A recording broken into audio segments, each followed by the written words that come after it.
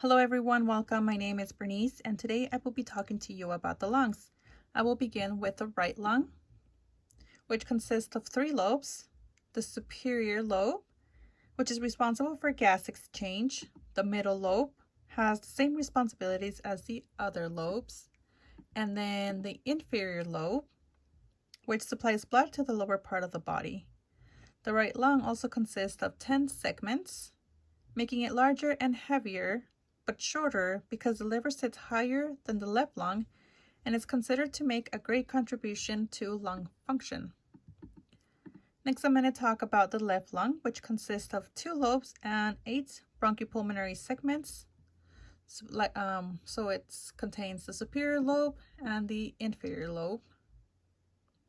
Each lobe receives air from its own branch of the bronchial tree, helping bring oxygen to the bloodstream and removing CO2. Okay, next I'm going to talk about the heart. The heart is located in the front and middle of the chest, slightly to the left of the breast, so right about here and closer to the cardiac notch. So the cardiac notch is this right here. Up next is the diaphragm, which is located below the lungs, so it would be right here. So the diaphragm contracts involuntarily most of the time. When we inhale, the diaphragm flattens and the chest cavity enlarges. So this is the chest cavity, it'll become bigger. And so this is why it is important to have patients take a deep breath in prior to exposing a patient on a radiograph. Next is the right main bronchus. And it is wider and shorter and carries and distributes air into the lungs. So that is the right main bronchus. All right, now I'm going to talk about the left main bronchus. And as we breathe and our lungs expand, the bronchus distributes the air in the lungs. All right, interesting note, it is twice as long as the right bronchus. So as you can see right here, it's fairly long. All right, next I'm going to talk about the alveoli. And to talk about the alveoli, I have to show you this. And they are found within the bronchioles in the lungs, and it's where oxygen passes through the alveoli into the blood and travels throughout all the tissues of the body by inhaling and exhaling. All right, next is the trachea, and it's a passage for air and warms it before it gets to the lungs. It also protects against foreign particles.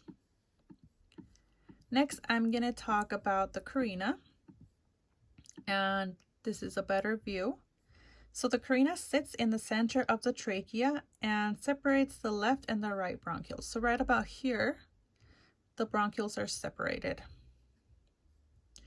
Okay, next I'm going to talk about the pharynx. And the pharynx, the main purpose is to carry fluid and food down the nose and the mouth, and it cleans the air after leaving the nose. Up next is the larynx, and it's considered the voice box. It sits above the trachea and it contains the vocal cords that make sound and is used for breathing and swallowing. Next, I'm going to talk about the frontal sinuses. So the frontal sinuses are bilateral shaped beans that create mucus to keep the nose from drying out. We have a right and a left. Next, I'm going to talk about the maxillary sinuses. We also have a right and a left, and they are found below the cheekbones, above the teeth, and they help in the respiratory process. Next, I'm going to talk about the apices, which are right about here. We have the right apices and the left apices, and it's the superior portion of the lung, and it's the most important location for chest x-ray diagnosis. So as an x-ray tech, we got to make sure we include these in all of our images.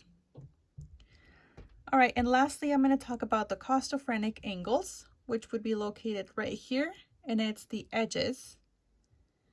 It's where the diaphragm meets the ribs. And it is important to include these in a chest x-ray because they are used for diagnostic process just as much as the apices. So once again, when taking a chest image, make sure we include the apices and the costophrenic angles in order for the image to be diagnostic. Thank you.